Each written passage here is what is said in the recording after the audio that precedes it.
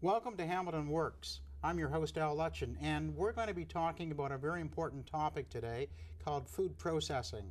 It's a $39 billion industry here in Ontario, employs over 125,000 people. There's a lot of interesting jobs and a lot of great training going on in Conestoga, and we're going to hear all about that.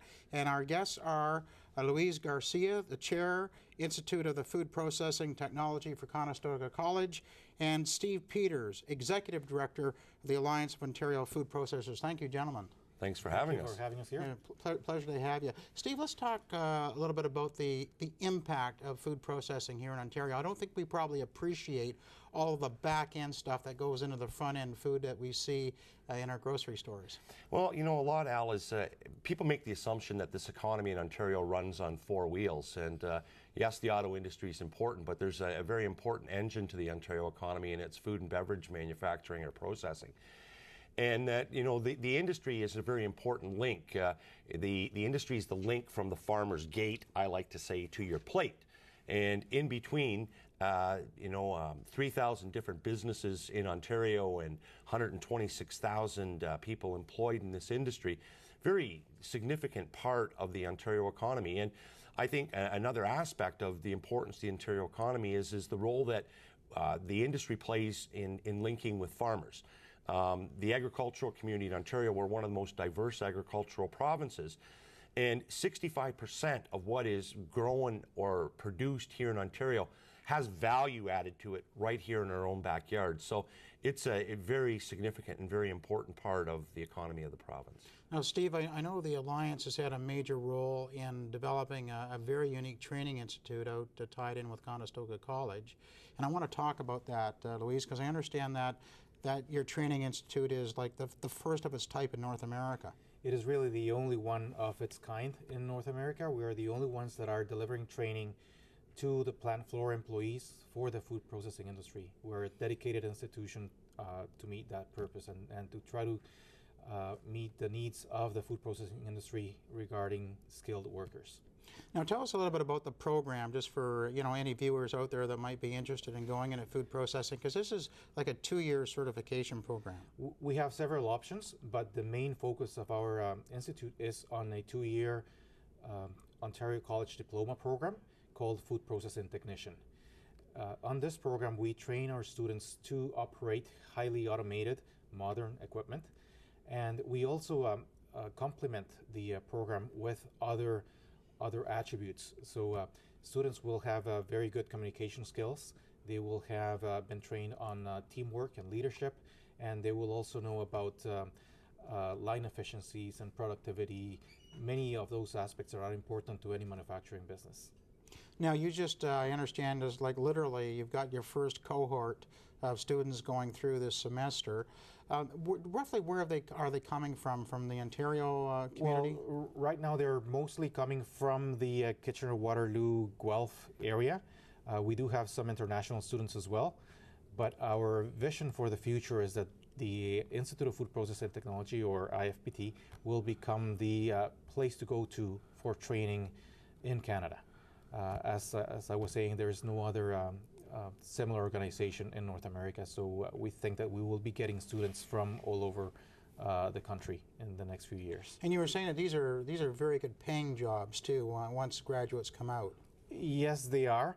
The industry is, as I mentioned, looking for skilled workers, people that are very comfortable with touch screens and computers, so they are well paid.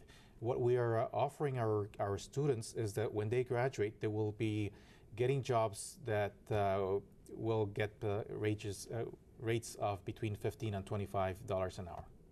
And Steve, I understand the Alliance played a very major role in all this, because there was, I guess, actually a shortage of skilled workers for food processing. Yeah, in the mid-2000s, the Alliance of Ontario Food Processors undertook a study to look at issues facing the competitiveness of the food and beverage sector.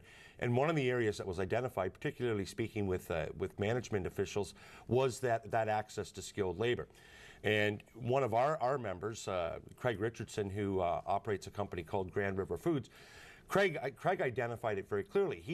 His company made a significant investment of bringing in new equipment to give him new production opportunities. He could not find the skilled labor here in Ontario. He had to bring the skilled labor in from the Netherlands, house them in a hotel room to have this high-tech equipment installed into his facility. So for Craig, it just reinforced in him the importance. So, you know, the federal government, the provincial government, they both came together in the development of the Conestoga campus. The federal government put the equipment in, and, you know, we've built it. And now, you know, the message is we want you to come. We want you to know that there are 3,000 companies in Ontario that are futuristic-looking companies, that are companies that are meeting 21st century needs, and we need high-skilled people to be part of it. And we were talking about, just before we came on the air, about how the food processing industry has changed so much in the past 20 years. It's not like you see in the movies anymore. It's high tech. No, it's not like Lucy working on the line trying to eat all those chocolates as quickly as she could. You know, I think today if you walked into a facility, you probably wouldn't see even human hands touching that chocolate. But certainly food safety is paramount.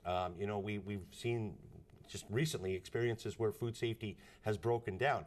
So food safety and producing high quality food is extremely important. And in doing so, you know, you need to understand proper food safety protocols. And these facilities are not, I wouldn't want people to have the image of a slaughterhouse. That these are clean, high-tech industries that, in order for a company to be successful today, they need to be able to not only market food to Ontario and to the rest of Canada, but to be able to market their product to the world. And food safety is probably one of the most important priorities within the industry today. And I guess, Louise, you were saying that as well, that food safety is a big part of your training. Yes, food safety is a core component of everything we do at IFET. We understand the need for food safety and the importance of it in any food processing operation. So we have our students go through a very in-depth, comprehensive training in food safety. So even though we're training machine operators and maintenance staff, they will graduate with a very strong understanding of the importance of food safety, the importance of their role that they play in food safety, and that it is really the responsibility of everyone in the food processing plant. So it's not just the people that are looking after the food testing that are responsible for food safety. Everybody in the food plant is responsible for food safety. Let's talk a little bit about the profile, the ideal profile of your student coming into your new facility. Is it somebody who's coming in on a second career? Is it possibly a graduate, say, from Mohawk College or McMaster University? Well, we're targeting high school students, so students who are just beginning to look for a job option, for a job opportunity. And to that effect, we first need to come in and explain to them what the food processing industry is, because they really don't understand, or they don't have the awareness that this industry is so important in the economy of the province and of the country. So we need to explain to them what the industry is, and then we explain to them what our program is about. So we're looking for students that, of course, like food and like being around food, but we ask them too, do you like computers? Would you like working with robots? That's the kind of equipment that we have in the food processing industry. If they say yes to those, then they're probably good candidates. If they also have mechanical skills, so they like putting together, assembling stuff, that's also a plus, because we focus a lot on the mechanical skills and electrical skills. So we go into the operation of computerized equipment and touch screens and those things that are part of the modern day-to-day world now. So that's the profile that we're looking for, especially from high school students. But we're also looking at more mature students. So we offer opportunities also for those that have been displaced from other industry sectors, or those who are already in the food processing industry but are looking for advancement and want to be retrained or trained in different areas. So we also have a good part of our student body that is comprised of more mature students. And so I guess what you're saying is that somebody who, once they come to your facility and they graduate, there's going to be probably a pretty good career ladder for them if they join a big company like Maple Leaf Foods, or we've got two major plants going into Hamilton here. Would you agree with that career ladder is going to be sort of, escalated a lot more if they got a good solid education? Oh, definitely, definitely. There are really no limits on as far as where you want to go in the food processing industry. You can be trained in almost any field, from marketing and sales to procurement, from production to maintenance and quality control, and then machine operators. But our students, our graduates, are very well-rounded individuals because we give them not just the mechanical and electrical skills, they also get other, as I was mentioning, other attributes that will make them very good candidates for supervisory positions. So my guess is that they will be promoted easily. And once they are at a supervisory level, then it's really up to them how far they want to go. Well, Steve, this is good news for your industry, isn't it? It's tremendous news. Because this is an industry that, our economic impact analysis that we completed showed very definitely. You can see, as we witnessed a downturn of the economy starting in 2007, 2008, where export numbers, manufacturing numbers drop. But there was one constant bright spot, and that was the food and beverage sector. And it enjoyed, so it not only survived an economic downturn, it thrived in an economic downturn. So, it's good for the companies that I represent, but it's good for the economy. And you touched on it. There's some significant investments going on right here in the Hamilton area. Now let's talk a little bit about China, because it doesn't seem that we can't talk about anything anymore without sort of having a bit of a conversation about China because of their big footprint economically. What's their role now in the food industry, say in Canada, and what are the opportunities for Ontario companies to sort of jump on that big engine happening?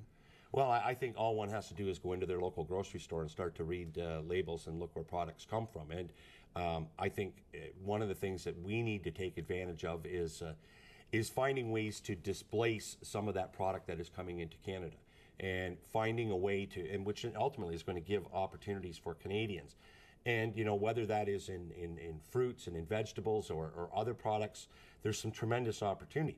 But I also think there's an opportunity for us on the export side, because China has had some challenging food safety issues, and as an emerging middle or upper middle class comes out of the Chinese economy, they're looking for safe, high quality food. And we've just recently seen a significant investment made in Scarborough in a baby food manufacturing facility, and its focus is going to be exporting Canadian product to China and focusing in on the new spending powers that exist within China, because even every country has food safety challenges, and people are looking for new opportunities. So China is a challenge, but also I think there's a tremendous opportunity there as well. And what about competition from the U.S.?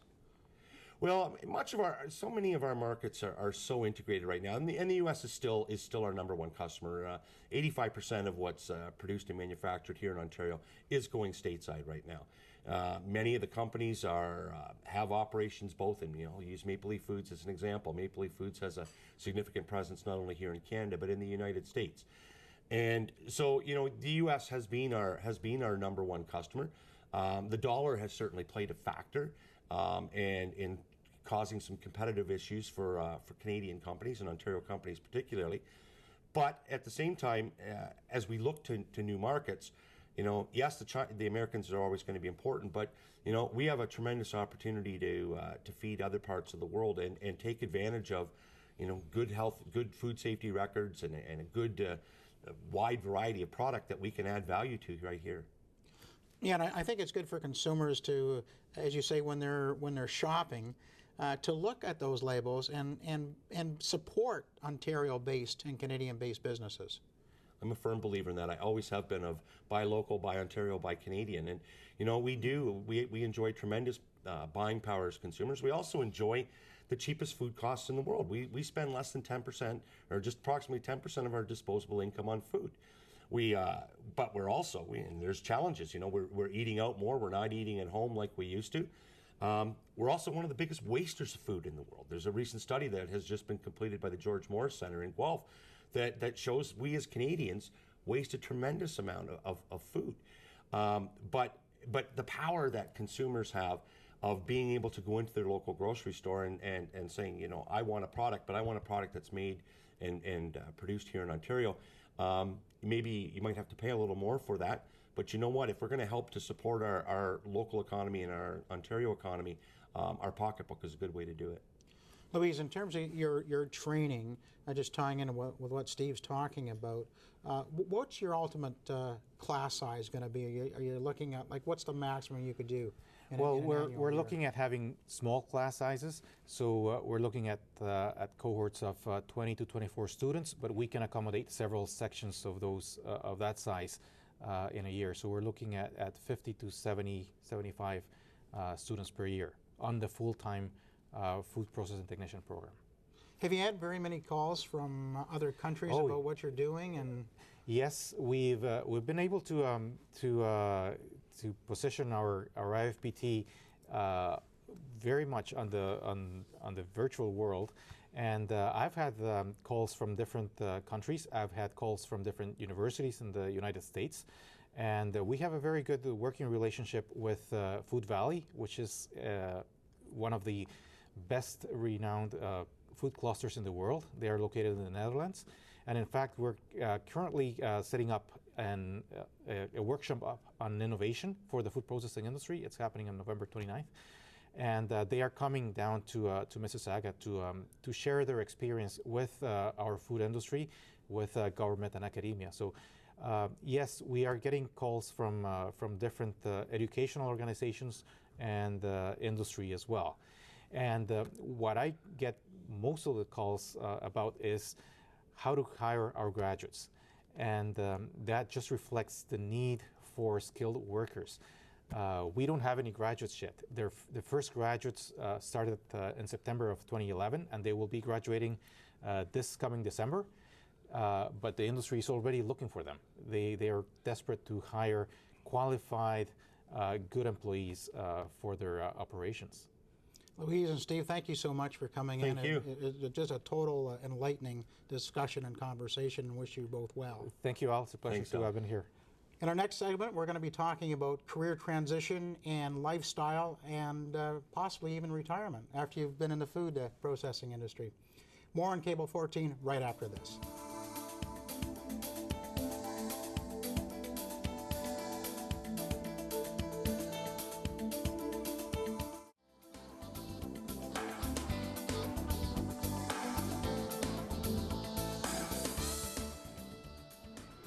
Welcome back to Hamilton Works. I'm your host, Al Lutchin, and we're going to be talking about lifestyle and the R word, retirement, with Nance McLeod from Career Compass Canada. Welcome, Nance. Thank you. Thank you for having me. And how important is it to plan for that lifestyle retirement transition, and is it like it was for our parents? No, absolutely not. It's not our father's retirement. In fact, retirement is totally changed. In fact, I think we need a new word. I just haven't figured out one yet. So yeah, retirement is totally changed. People don't just quit work and then stop working. They want to be more productive. They want to follow their dreams. They want to find new things to do. People are living longer. They're living healthier. And they just want to expand their life and change their lifestyle. So there's lots to think about. It's not just financial when it comes to retirement. And that's what a lot of people think. Oh, retirement transition, financial. What's my financial plan? We have to think about a lot of other things besides that. You know, where we are in life, family and relationships, etc. All those kind of things. In your opinion, do you think people think enough about the other things other than just the financial piece? I don't believe that people are thinking enough about the whole lifestyle change that needs to take place during retirement. I think there's some people out there, but I know some of the people that I've coached, they were quite surprised to start to think about, you know, what's going to happen when my parents are aging and they need my support and I need to become a caregiver. What am I going to do when my parents don't want to move out of their home? We just spoke of one of your guests earlier. We were talking about that, how his mother doesn't want to move out of her house and how difficult has been for him and his brother to take care of that situation. Let's talk a little bit about the New Horizons program that is offered through Career Compass Canada and the various kind of key components of it. Well, the first and foremost is the life options assessment.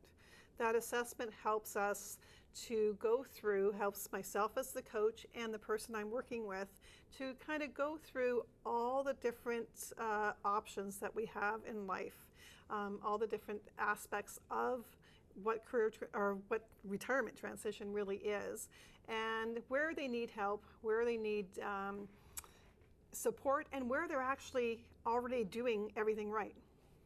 And so some of the key components are career and work, health and wellness, finances, and insurance. So let's talk a little bit about those key pieces. Okay, well, career and work, that's for, where are you in your career? Where are you in your work? Some people are retiring early, some people are retiring later because they love their job. Other people are working at a job they don't like and they want to change and do something different as when they do retire, whatever their passions are. And part of my job is to find out what their passions are, what their talents are, and what they can do when they retire. And of course, health and well-being is extremely important because health and well-being is the more healthy you are, the more vital you are, the more energy you have. That's all part of it. And then well-being is getting into the psychological aspects of life. How are you doing psychologically? Do you have issues that you need to deal with? And what are those issues? And how can I support them as a coach to go through and work through those issues? And of course, finance and insurance. I'm not a financial advisor. However, I ask the questions to get them to think about what they need to know and what they need to work at. And then I refer them, or if they don't have a financial advisor, I'll refer them to somebody who I think could support them in that situation. And let's also talk about family and relationships and how that sort of integrates with all of this. Well, family and relationships are extremely important because some people have extended family. They have grandparents or grandchildren that they, sometimes take care of. And also, some of the aging people who are retiring are finding that their sons and daughters are moving back into the house, and how does that affect their retirement? Also, what kind of strained relationships do you have with your family? Or do you have a family? I've also done some coaching with people who has no wife, no children, and then has to think about, hey, what am I going to do with my stuff? Who's going to support me as I get older? What is my plan? That's all part of what we do in New Horizons. And let's talk a little about personal development. Personal development is very important. I mean, that's kind of the in thing that's happening right now. Live your dream, expand your horizons, do the things that you want to do, even, what is your bucket list? So personal development is, where do you want to be? What do you want to learn? It could be that you just want to learn, you've always wanted to learn to play a piano, or you always wanted to play a guitar. This is the time, when you retire, this is the time to actually live your passions, live your dream, and to keep moving forward and expanding yourself. And then the last two pieces are legal and legacy. And tell us a little bit about the importance of that. Well, it's so important to know, who you're going to want to leave in your will, who's your executor, who's your power of attorney. And also, who's going to take care of you as you get older and you're aging? Is there somebody out there to support you, or is there something else you want to do? And also, again, of course, I would ask the questions that they need to think about, work with them, coach them, and then refer them to a professional. I'm not a lawyer either, so that would be somebody that I would refer them to. Now, when do you recommend, that people should really start to get serious about, maybe a lifestyle change or a retirement transition? Is this something they should think about, 2 years out from sort of the official date of leaving their organization, or 5 years out? What's your recommendation on that? Actually, I think that people could start any time. They could start as early as in their 20s and start thinking about where they want to be and what they want to do as retiring. I know people in their 20s who think, you know, hey, I'm going to retire when I'm 55, and this and this and this is what I want to do. Also, we've also worked with people who are already retired, and what they may want to do with their wives or spouses, and having both the wife and the husband actually do the life options assessment helps solidify what their passions are, what makes each other happy, and how to move forward. And if somebody wants to sort of find out a little bit more information, can they just email you? Absolutely. They can email me at nance@careercompasscanada.com, or they can go to our website, www.careercompasscanada.com. Now, you mentioned the lifestyles assessment just at the top of our discussion here. Just talk just very briefly kind of the importance of that and some of the things it measures. Well, some of the things it measures how happy you are in your career and work and where your talents are. It measures where you are in your health and wellness. How are you taking care of your health?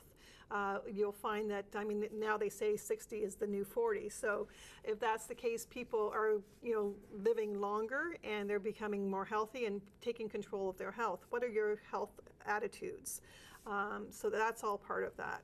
We look at, I think we talked about family and relationships, finance, where you are financial, and do you have insurance, those kind of things. We talk about leisure and social, and that's something that we didn't mention before. That's very important. A lot of people, their social life is surrounded with where they work, and they don't have a social circle outside their work. And so it's very, very important to kind of look at that and where you want to be when you retire. You may not be hanging around with the people you work with anymore. So do you want to join a social club? Do you want to join something? And what do you want to do for leisure? That's so important.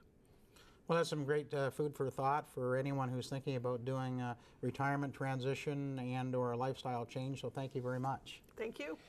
And this has been Hamilton Works on Cable 14. I'm your host, Al Lutchin. Thank you for watching.